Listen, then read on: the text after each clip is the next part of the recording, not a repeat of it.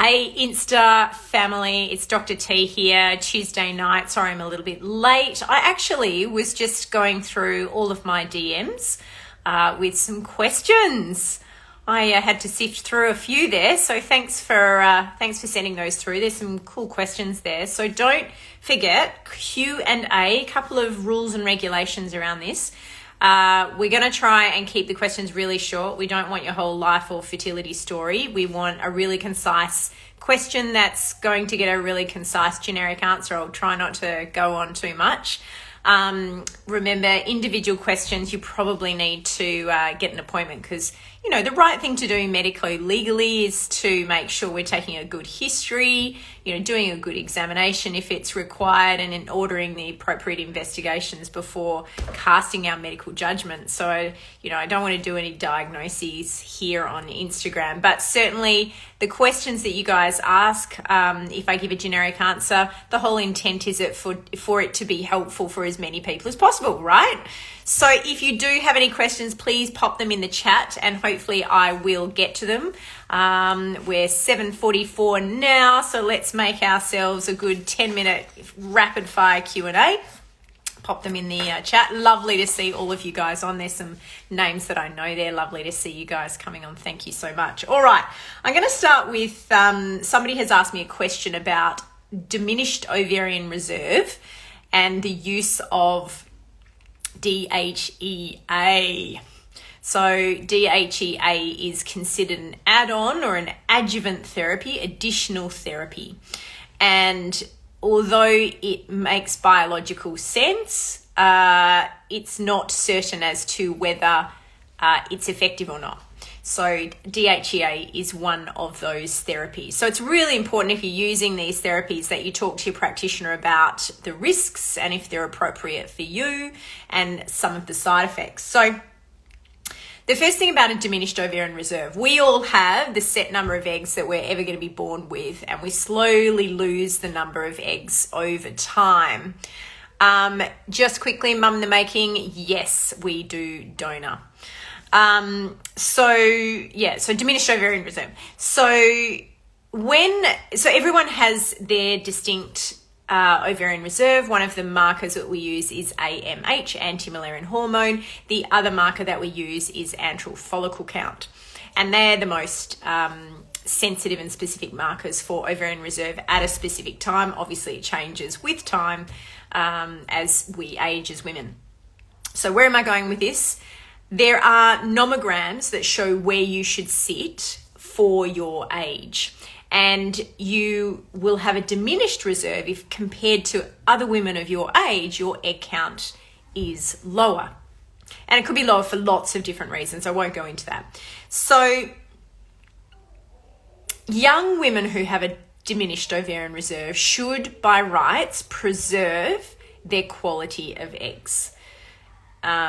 Older women who have an expected diminished reserve, in other words, their reserve is low, but it's low consistent with them being older, so it's an expected low reserve, often will have additionally poorer quality of eggs as well, just by virtue of them being older. And it's that population where DHEA probably is of benefit. And its use, well, it's a low potency androgen, male hormone, and we know that eggs are bathed in follicular fluid in the follicles. The eggs are bathed in fluid that contains androgens, and those androgens act as precursors or substrate for the creation of estrogen. So it's really important, and the whole premise is that the follicle is getting old, and so it's probably not as good at producing those androgens, and so we're supplementing them in. And that's the whole premise behind DHEA. And there is some research, though not high quality research, certainly not randomized controlled trials, that suggest that DHEA may increase the quality of the eggs, but also there's some research to suggest it may increase the number. It's not without side effect. It is an androgen. It is a male hormone. And so oily skin and spots and maybe a little bit of hair growth may actually be a side effect. The more irreversible side effects like deepening in the voice, and sort of male-like features aren't really a big thing. So we consider it reasonably safe, but it is a male hormone. So I think it's really important to make sure it's been given to you in the right context and that you're actually the right recipient. I don't think it's an adjuvant that should be used with everyone. Hopefully that's helpful. Okay, someone else has asked me, and I have seen some more questions come through, so I will get to those. Someone else has asked me about Hashimoto's and a really raised TSH. So Hashimoto's disease is hypothyroidism, so an underactive thyroid gland. That's really important gland as part of metabolism. And one of the ways we measured it is how the brain stimulates with a hormone called TSH. So if your TSH is really high and your thyroid hormones are quite low, it means the brain is working really hard to try and turn your thyroid on. And there are some negative pregnancy complications associated with hypothyroidism. Hashimoto is the autoimmune cause of hypothyroidism. So it'll be in the context of high levels of anti-thyroid antibodies. Now, someone has had really high levels of TSH. My advice would be to seek the assistance of an endocrinologist. So reproductive endocrinologists are really good, particularly in the context of pregnancy, but I would be seeking the assistance of an endocrinologist to help really manage quite a labile Hashimoto's disease. I think it's really important. Interestingly, this person did have lipido flushing of the tubes, and there is some emerging evidence to suggest that lipido flushing of the tubes can impact on thyroid function for anywhere up to 6 months. So it's really important that that information is made available for patients before considering whether or not they will flush their tubes with lipido. But certainly I would be seeking the assistance of an endocrinologist alongside your fertility specialist for Hashimoto's thyroiditis. Okay, somebody else has asked the question about taking products like tempeh and tofu and soy products for pregnancy, and are they good for pregnancy? The first thing I'll say is we really don't know the answer to this question. So the thought is that these food products contain soy phytoestrogens. So phytoestrogens are estrogens from plants. What they really are is selective estrogen receptor modulators. So they actually attach to the estrogen receptor and they change its action in different tissues. And we do use SERMs in fertility treatment. You might have heard of tamoxifen, or you might have heard of clomiphene. They're all SERMs. From the evidence that's been done looking at the natural phytoestrogens, they probably have absolutely no impact, particularly in the amounts that we are taking into our diets. And that's a positive impact or a negative impact. So having a bit of soy milk in your coffee, a little bit of tempeh or tofu in your stir fry, probably not going to have any positive or negative benefit. It's lovely to include as it kind of rounds out a nice whole food diet, but certainly it doesn't really have any therapeutic benefits or harms. You'd have to be having kilograms and kilograms of the stuff, and even then I'm not certain that there's any evidence. Someone else has asked the question about best implantation tips. Where do I start? If you're talking about what can you do to improve an embryo implanting into the womb, don't smoke, don't get overweight, don't drink alcohol, try and de-stress as much as you can. Probably don't sit in a hot bath for long periods of time, like a really hot bath or a sauna for long periods of time, because you'll increase your central body temperature. But look, there's not a lot that you can, there's certainly no benefit to wrapping yourself in cotton wool. I can tell you that. There is no harm having sexual intercourse around having an embryo transferred.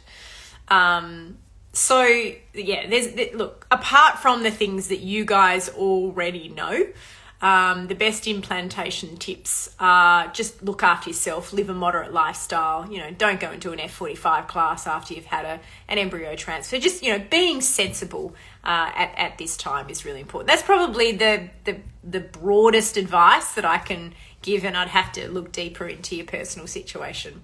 All right, now let me go back through these questions. I've seen them coming through. They were great questions, by the way. Really, really good questions. And I hope that lots of people have found benefit in those answers.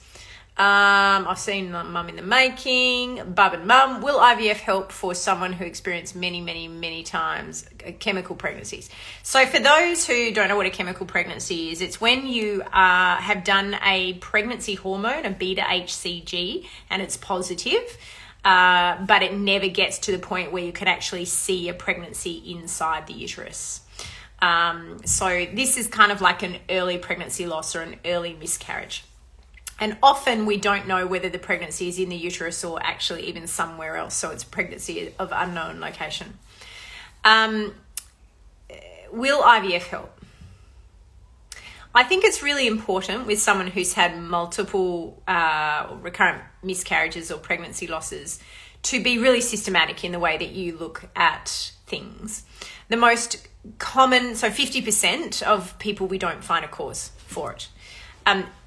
Of the remaining 50%, the most common thing is chromosomal abnormality in the embryo itself.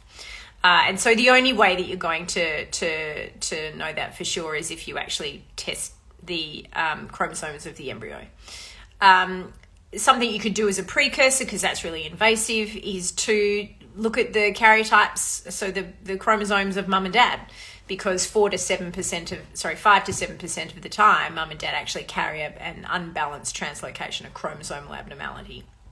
So that's a good place to start. I'd be looking at anatomy. Is there anything about the shape of the uterus, polyps, fibroids, perhaps chronic infection? I'd be looking at endocrinology, thyroid function, prolactin, sugars, obesity. I'd be looking at clotting abnormalities, particularly in the mum, looking for signs of antiphospholipid syndrome. I'd be looking at all of those things first before doing any intervention. Will IVF help? Well, IVF itself, no, is not a treatment for recurrent pregnancy loss. I want to make that really clear. But we can use IVF techniques to obtain embryos that then allow us to biopsy them to see if they've got normal chromosomes before doing a transfer. And so that would be the place of something like that. So hopefully that's helpful.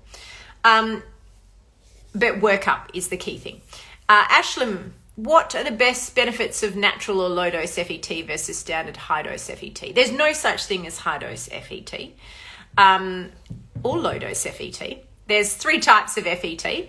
You either do a natural cycle, so you let someone just have a normal menstrual cycle, watch when they ovulate, or actually trigger the ovulation so you can count forward and transfer the embryo. That's natural cycle FET. Then there's minimal stim or low dose stimulation to help you release 1 or 2 follicles. And really the purpose of that is, the original purpose of that was to provide estrogen and progesterone to create the lining. And of course triggering. And the other way is hormone replacement FET, HRT FET, where we just give you the estrogen, and once you've got a nice thick lining, we just give you the progesterone and mature it, and then count forward and put the embryo back. So and in reality, there's no significant difference in pregnancy rates with any of those 3 things. And it's often situational, where you live, when you can get there for a transfer, what sort of clinic you're attending. There's lots of different reasons why people choose different cycles. However, of recent times, there's some new information that's come out to suggest that diseases such as preeclampsia that occur in pregnancy are actually higher in HRT FET than they are in a modified natural cycle, so low-dose stim or a natural cycle. And it's all to do with the presence of the corpus luteum, from where the egg is actually released. So that is an emerging and of great discussion and interest right now, but often it's best to look at what your local clinic success rates are and go with that. Okay, great questions. Haley Tomo, how are you, my friend? If you're perimenopausal and have a successful pregnancy, is postnatal depression to be expected because of massive hormone drop? Is this able to be prevented? Great question, Hayley. And look, not an uncommon one when you're a little bit older, having a pregnancy, which is kind of a little bit more common in our society now.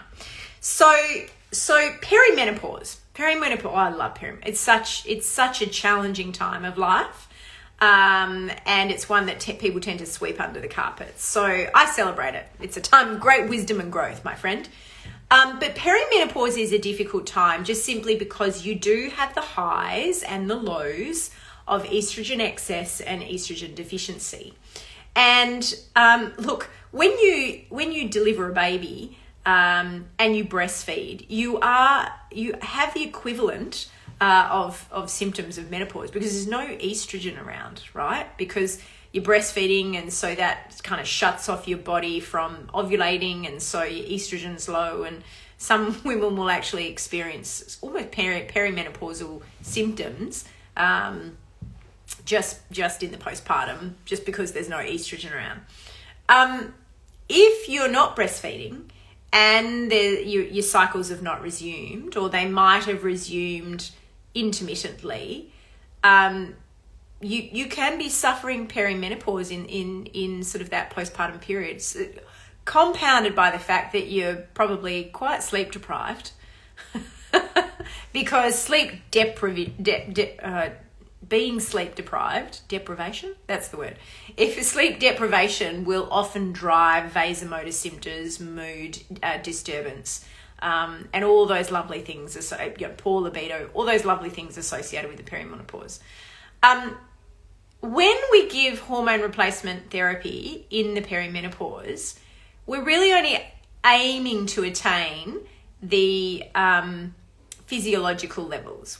Like pregnancy is probably the most clotty period of your life because your estrogen is so high. You're more likely to get DVT-PE in a pregnancy than any other time because the estrogen levels are so high.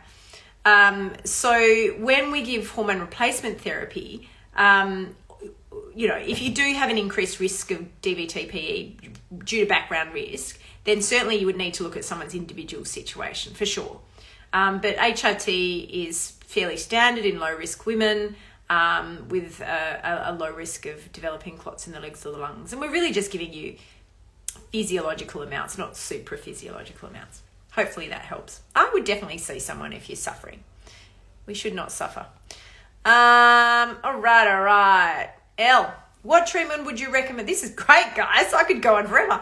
What treatment would you recommend for a cesarean defect identified by ultrasound following recurring implantation failure? Oh, man, that's a hard one.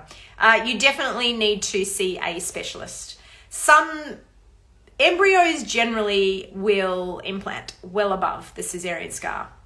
In more cases than not. You're far more likely to get an intrauterine implantation than a scar ectopic, but they can occur. We don't scan a lot of women who have had cesarean sections. The biggest issue is accumulation of, menstrual blood in cesarean section niche scars. Generally, you'll have symptoms of sort of spotting, prolonged bleeding after a menstrual cycle. But if you've got none of that and you don't have accumulation of sort of menstrual fluid, which can become inflammatory, then there's probably no need to resect that scar. And when you do resect that scar, that's then a full thickness incision and a thick, not a thinned out lower segment. And so that's a fairly hefty, long recovery before you would be considering transferring an embryo. So I would really be making sure that every other cause of recurrent pregnancy loss have been kind of ruled out before I would be going to surgical intervention. And I'd certainly be seeking surgical intervention in someone who's done lots of those because they can go wrong. All right, Cara, is pill-induced PCOS a thing? No. Next, it's not a thing. You can get some post-pill amenorrhea that is a little bit prolonged. Again, I would absolutely see someone who can take a detailed history off you.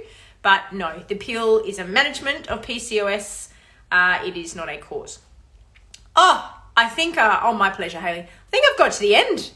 They were brilliant questions, guys. Thank you so much for asking them. As I have said before, this is generic advice.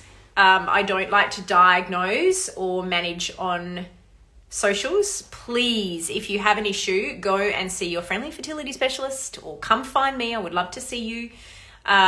Please pass this information on if you find this really helpful. Look, I said I was going to go for 10 minutes. I think I've gone for 15 because I had lots of fun.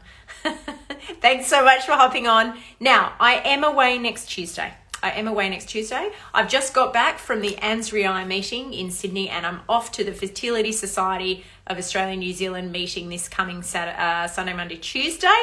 So I will not be on next Tuesday, but I'll be back the following Tuesday with lots of information to share with you about the things that I've learned.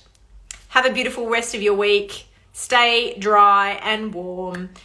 Sending you lots of love and hugs, and I'll see you soon. Bye.